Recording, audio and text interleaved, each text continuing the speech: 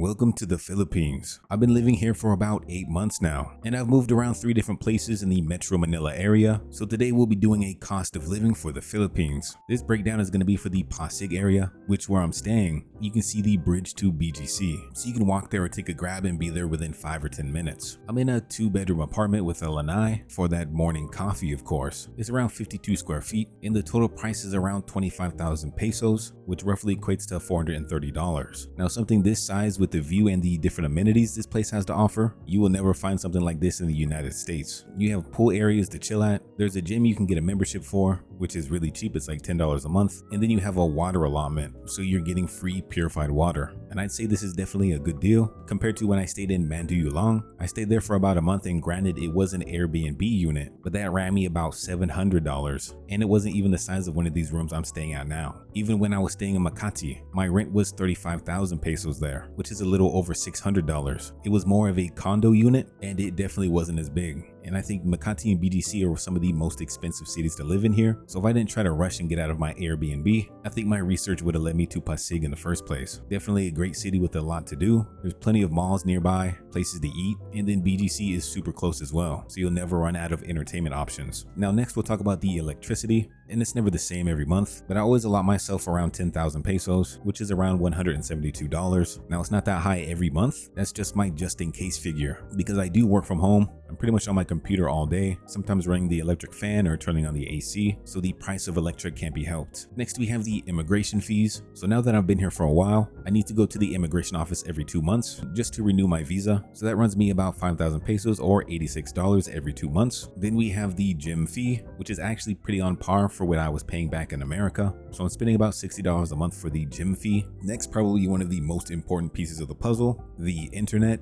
I personally go with Globe, and that runs me about $50 every month. Now I like to get the highest package because I'm a nerd, but that was kind of expensive, so I opted for the 600 gigabyte a month plan, and honestly that's probably more than what most people need, but if you're gaming and streaming or uploading videos, this plan is pretty much all you need. Next we have our phone bill, which I go with Globe once again, and I gotta say I've never had a cheaper phone bill besides when my parents were paying for it. I pay about $3 every 2 weeks, and I do this through Gcash because they have little specials that they run throughout the month. So those $3 every 2 weeks, it gives me 14 gigabytes of data as well as some other stuff I don't even use. So most of the time I'm at home with Wi-Fi anyway, so that is plenty of data. I don't think I've ever ran out yet. Next we have the groceries, and that sits around $300 every month. Of course this could be a fluctuating charge depending on how many times you eat out a month, but that's kind of what I have calculated through the budget. Moving on to even more food is eating out or just ordering some grab, and I say that's around $200 as well, which of course is another fluctuating price, so that just depends on month to month. And $200 kind of seems low, but you can find some really cheap grab items, especially if you look in the promotions tab, you will save a lot. Next is transportation, which we're using Grab, Move It, Angkas, or Joyride, and that's around $35 a month. I mostly use Move It, which is basically the motorcycle transportation, and those are maybe like $2 to $5 depending on where you're trying to go, and it's just way less hassle than sitting in traffic in a car. And then last but not least is our entertainment budget, which again is another fluctuating price, but I have this set to around $175. This includes going out with friends, having a coffee, clubbing or bar hopping, cinema night, or etc. You can do a lot of cool things in the Philippines, and it doesn't cost a lot. That brings the total price to $1,486, so around $1,500 a month is what I spend, which to me is definitely a bargain. When I was living in Hawaii, rent with utilities and a place to park your car, that was running me about $2,200. Not to mention the grocery prices were hiked up. If you wanted to go out and have some fun, that was also expensive. So it's nice to be in a place where you can live comfortably and still have money to do extra things or even save money for the next adventure. Hopefully this helped anybody out trying to come to the Philippines. If you have any questions, feel free to ask. And if you want to see even more videos like this, don't forget to like and subscribe. We'll see you next time.